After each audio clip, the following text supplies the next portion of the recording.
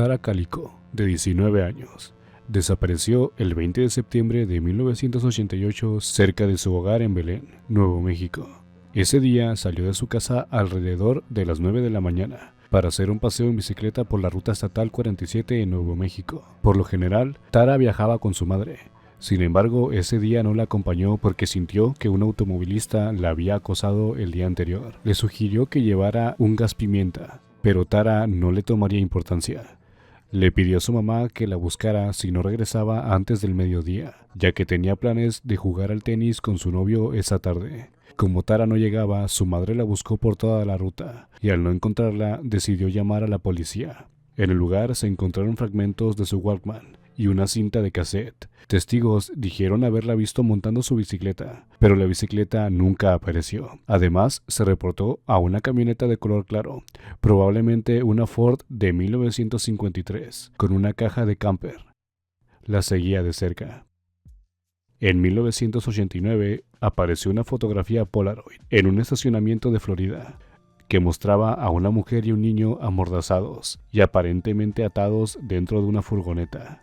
Familiares y amigos de Tara creyeron que la mujer en la foto se parecía mucho a ella, y su madre también lo pensó, ya que la cicatriz en la pierna de la mujer coincidía con una que Tara tenía. Sin embargo, a pesar de varias investigaciones, no se pudo confirmar de manera concluyente que la mujer en la foto fuera ella. Durante 1988 y 1989 hubo varios avistamientos de Tara, principalmente en el sur de Estados Unidos. Algunos camioneros afirmaron haberla visto trabajando como bailarina o prostituta, lo que generó la especulación de que podría haber sido obligada a realizar esas actividades por sus secuestradores. Sin embargo, ninguno de estos avistamientos pudo ser confirmado. Fue declarada muerta en 1998.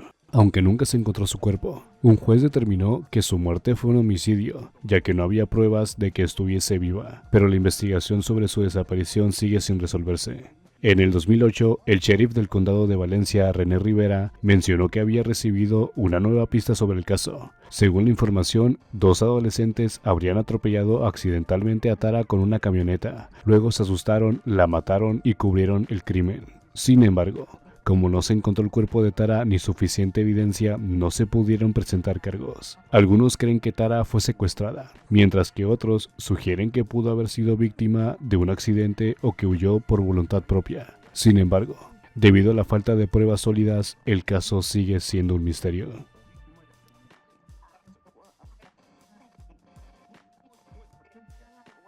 Cynthia Anderson, una joven de 20 años, desapareció el 4 de agosto de 1981 en Toledo, Ohio. Trabajaba en un bufete de abogados. Era conocida por ser responsable y religiosa. Planeaba asistir a una universidad cristiana junto a su novio. En los meses previos a su desaparición, había comentado a su familia el sentirse cada vez más inquieta debido a recurrentes sueños perturbadores en los que un hombre la secuestraba y asesinaba. 10 meses antes de su desaparición, apareció un extraño mensaje en una pared frente a la ventana de la oficina donde trabajaba. Decía en letras grandes: "I love you, Cindy, by G.W." La frase desconcertó tanto a ella como a sus compañeros del trabajo, ya que parecía dirigida exclusivamente a Cynthia, y nadie sabía quién la había escrito ni qué significaba. El mensaje permaneció sin borrar durante 6 meses. Sin embargo, semanas después de ser eliminado, volvió a aparecer, esta vez aún más grande y llamativo. También comenzó a recibir llamadas extrañas de personas no identificadas, lo que aumentó aún más la preocupación en su entorno. El día de su desaparición llegó temprano a la oficina, donde solía estar sola por las mañanas con la puerta cerrada. Todo parecía normal, hasta que más tarde sus jefes llegaron y encontraron la oficina vacía, con la puerta cerrada con llave. Al revisar su escritorio notaron un detalle extraño: un libro abierto en una página que hablaba sobre un secuestro, lo que muchos consideraron una inquietante coincidencia. No había señales de lucha en la oficina, sus llaves y bolso también habían desaparecido. Tenía instalado un timbre en su escritorio para alertar, pero nunca sonó. Su coche estaba estacionado frente al buffet, y su cuenta bancaria no mostró movimientos. Todo parecía indicar que simplemente había desaparecido sin dejar rastro. Tiempo después, la policía recibió una llamada anónima que aportó una nueva pista. Una mujer, hablando en voz baja y aterrorizada, aseguró que Cynthia estaba retenida en el sótano de una casa blanca. Sin embargo, la ubicación exacta nunca se pudo confirmar y la pista no llevó a ninguna parte. El bufete de abogados donde trabajaba está involucrado en casos relacionados con drogas y crimen organizado. Algunos creen que Cynthia pudo haber escuchado algo y fue eliminada para evitar que revelara información, pero nunca se presentaron cargos. Hoy en día, el caso sigue sin resolverse. A pesar de las numerosas teorías y pistas, nunca se ha encontrado su cuerpo ni pruebas claras sobre lo que realmente sucedió.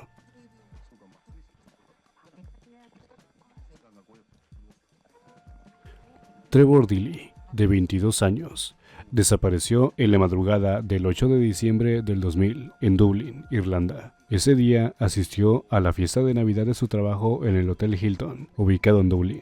Tras la fiesta, se dirigió al club nocturno Buck Whaley's en Leeson Street, del que salió entre las 2:30 y las 3:25 de la mañana. Esa noche, el clima estaba extremadamente lluvioso y además había una huelga de taxis en la ciudad. Después de dejar el club, Trevor se dirigió a su oficina. A las 3:30 de la mañana, las cámaras de seguridad captaron a un hombre parado en la entrada del edificio, poco antes de la llegada de Trevor. Ambos intercambiaron unas palabras brevemente antes de que Trevor ingresara al edificio. Aunque la interacción parecía casual y no agresiva, la identidad de este hombre sigue siendo desconocida. Ya en su oficina, Trevor se tomó una taza de té y conversó con un colega que trabajaba en el turno nocturno. Revisó sus correos electrónicos y anotó las tareas para el día siguiente. Salió del edificio a las 4:03 am, llevándose un paraguas. A las 4:14 am fue captado por las cámaras de seguridad pasando por un cajero automático. En las grabaciones se le ve caminando solo por Haddington Road, en dirección a su casa. Sin embargo, 30 segundos después de su paso por el cajero, una figura masculina aparece en las imágenes caminando en su dirección. Al igual que el primer hombre con el que interactuó, este segundo hombre sigue siendo desconocido y no ha sido identificado. Cuando Trevor no se presentó a trabajar al día siguiente, no se generó preocupación inmediata, ya que se asumió que había sido una noche larga de fiesta. Además, sus compañeros de piso no estaban en casa ese fin de semana, por lo que no sabían que él estaba desaparecido. La alarma se dio cuando Trevor no apareció el lunes siguiente. Fue entonces cuando su trabajo notificó a su familia, quienes, al confirmar que nadie había tenido contacto con él durante el fin de semana, decidieron reportarlo como desaparecido. En los días y semanas posteriores a su desaparición, se realizaron exhaustivas búsquedas en las áreas cercanas a donde fue visto por última vez, como el Gran Canal, Haddington Road y Baggot Street. La policía también pidió la colaboración del público, buscando cualquier testimonio o información que pudiera ayudar. En 2016, la policía irlandesa revisó el caso tras nuevas pistas surgidas al examinar las grabaciones de seguridad. Durante este proceso se identificó a una tercera figura, un hombre que parecía haber estado cerca de la zona antes de la desaparición de Trevor. A pesar de los esfuerzos y las investigaciones realizadas, la desaparición de Trevor sigue siendo un misterio. Las cámaras de seguridad, los testimonios y las nuevas investigaciones nunca han logrado identificar a las personas involucradas ni establecer lo que sucedió en esa madrugada.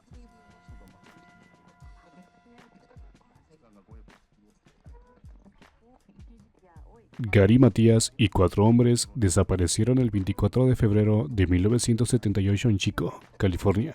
Se conocieron en los años 70, en un equipo de baloncesto organizado por una organización sin fines de lucro del condado de Yuba, destinada a ayudar a personas con discapacidades. Todos tenían entre 24 y 32 años, vivían con sus padres y tenían problemas psicológicos. El día de su desaparición, los 5 amigos asistieron a un partido de baloncesto. Después del juego, compraron bocadillos en una tienda, pero luego desaparecieron sin dejar rastro.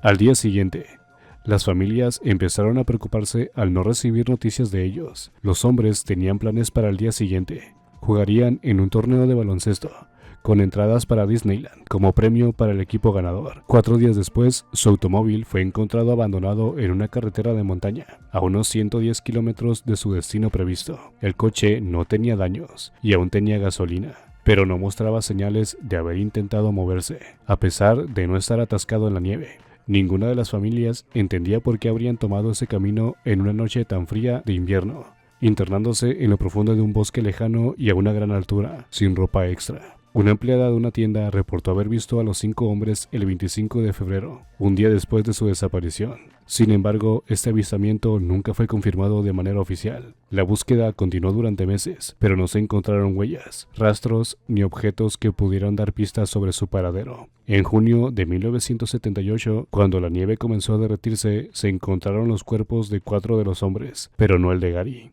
Solo se encontraron sus zapatos durante las búsquedas. Algunas teorías sugieren que los hombres fueron perseguidos o amenazados, lo que los obligó a huir hacia la montaña. Sin embargo, no hay pruebas claras que respalden esta teoría. Otros creen que pudieron haberse perdido en el camino, quedando atrapados en la nieve y buscando refugio, aunque esto no tiene mucho sentido ya que el vehículo no estaba atascado. Gary Matías nunca ha sido encontrado, aunque han surgido teorías no confirmadas que sugieren que pudo haber tenido algo que ver con las muertes de sus amigos. Tenía antecedentes de esquizofrenia y había tenido episodios violentos en el pasado, lo que ha llevado a especular que pudo haber tenido un episodio psicótico que contribuyó a la tragedia. El caso sigue abierto como una desaparición y homicidio, y el misterio que rodea el destino de Gary sigue sin resolverse.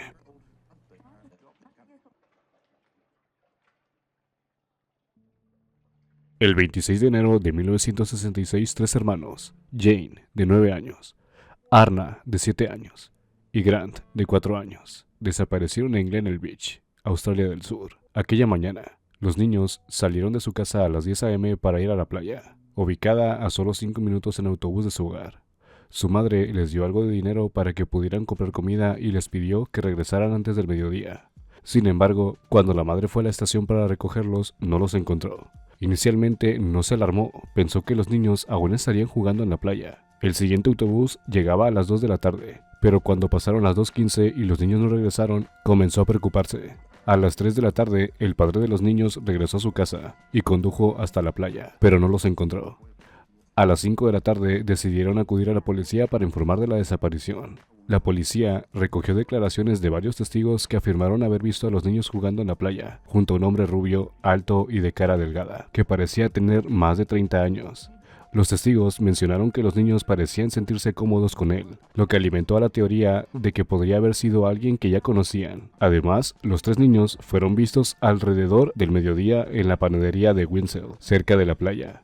Según los testigos, Jane compró pasteles y un pastel de carne para su almuerzo. Sin embargo, llamó la atención el hecho de que Jane pagó con un billete que su madre no le había dado, ya que solo le había entregado monedas. El conductor del autobús que cubría la ruta de la playa recordó que los niños subieron a su autobús a las 10:10 a.m. del 26 de enero, pero no podía recordar que hicieran el viaje de regreso. Un cartero afirmó haber visto a los niños caminando juntos, aparentemente felices, pero no podía recordar la hora exacta. Dijo que podía haber sido más o menos por la 1:45 de la tarde, cuando comenzó su ruta, o a las 2:55 de la tarde, cuando terminó. Al día siguiente, el cartero corrigió su declaración, mencionando que era más probable que el avistamiento hubiese ocurrido cerca de las 3 de la tarde. Este testimonio resultó clave, ya que muchos asumían que los niños ya habían desaparecido antes de esa hora. A finales de 1966, el psíquico holandés Gerard Croiset afirmó haber tenido una visión en la que los niños estaban atrapados bajo el suelo de una antigua fábrica de ladrillos que se usaba como almacén. Sin embargo, a pesar de los esfuerzos, no se encontraron rastros de los niños en el lugar indicado. En 1968, los padres de los niños recibieron 2 cartas. La primera les indicaba cuándo y dónde ir si querían recuperar a sus hijos. Después de que los padres fueran al lugar señalado sin éxito, afirmaba que el remitente había visto a un detective siguiéndolos y decidió no continuar la pista. Uno de los principales sospechosos en el caso fue Harry Phipps, un empresario de Adelaida y propietario de la fábrica Castalloy. Su hijo afirmó que, el día de la desaparición, vio a los niños en la casa de su padre. Además, 2 hombres aseguraron que cuando eran adolescentes los habían contratado para cavar un pozo en su fábrica. Se realizaron excavaciones en el sitio, pero no se encontró ninguna evidencia que lo vincularan con la desaparición de los niños. A pesar de las múltiples investigaciones y teorías, el destino de los niños sigue siendo un misterio sin resolver.